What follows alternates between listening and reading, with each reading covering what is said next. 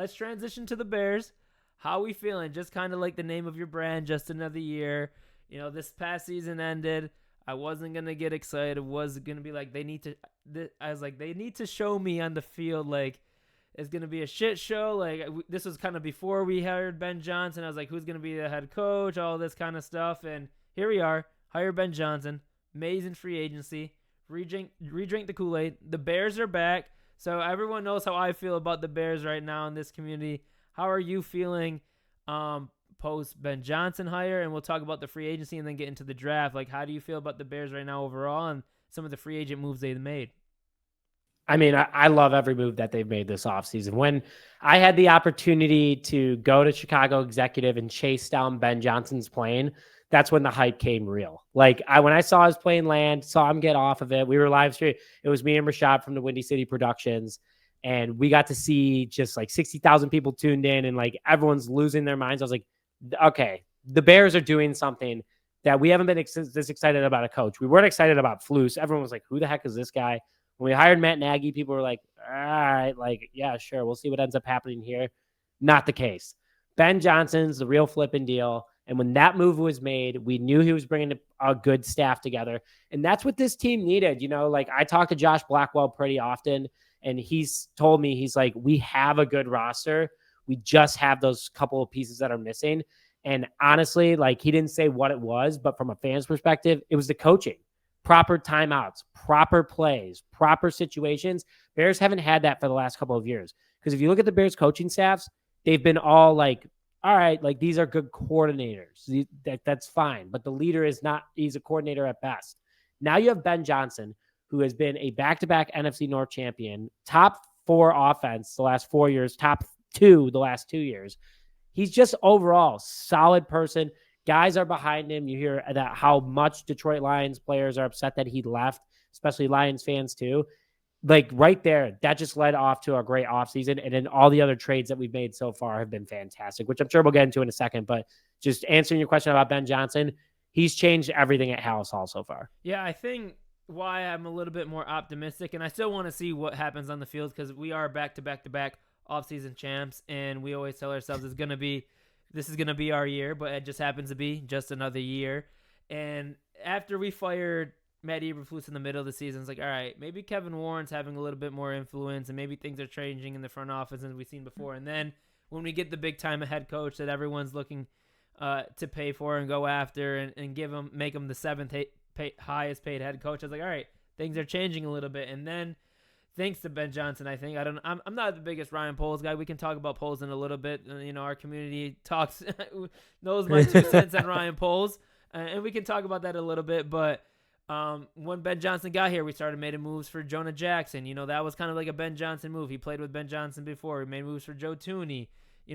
Unless Ryan Poles wanted to notice that you need to reinvest in the offensive line for a young quarterback 3 years into his regime, we started to reinvest into the offensive line and actually pay guys and get guys that are worth having on the offensive line and stop shopping in the bargain bin of getting the Coleman Sheltons and the Ryan Bates of the world and actually get a Joe Tooney. And I think we got a little bit lucky there with the Chiefs salary cap situation. And we did really want Trey Smith, but and they end up re-signing and franchising tag him. But feeling a little bit optimistic on what's going in that front office. And then we were talking a little bit about free agency. We got the Drew Dahlman, the center, right? We got some pass rushers, a little bit on the older side. But how did you feel after free agency and some of the people the Bears re-signed? And maybe was there someone that you thought the Bears should have went after or you wish that the Bears went after during that free agency period? So my favorite offseason move so far, by far, Joe Tooney. You bring in a guy that's a 3-time All-Pro. You bring in a guy that's a 4-time Super Bowl champion, 4-time Pro Bowler. And on top of it, too, a lot of people don't know this, but he finished 8th in Offensive Player of the Year voting this past year.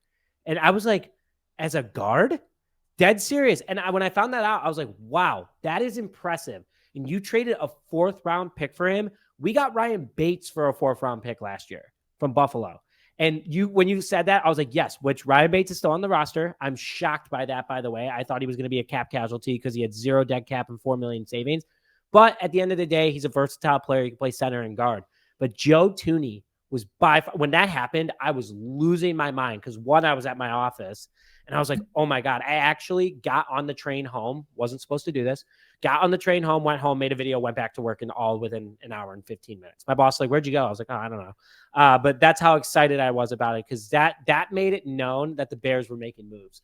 Jonah Jackson, I was a little bit skeptical about because of the injury history, getting benched.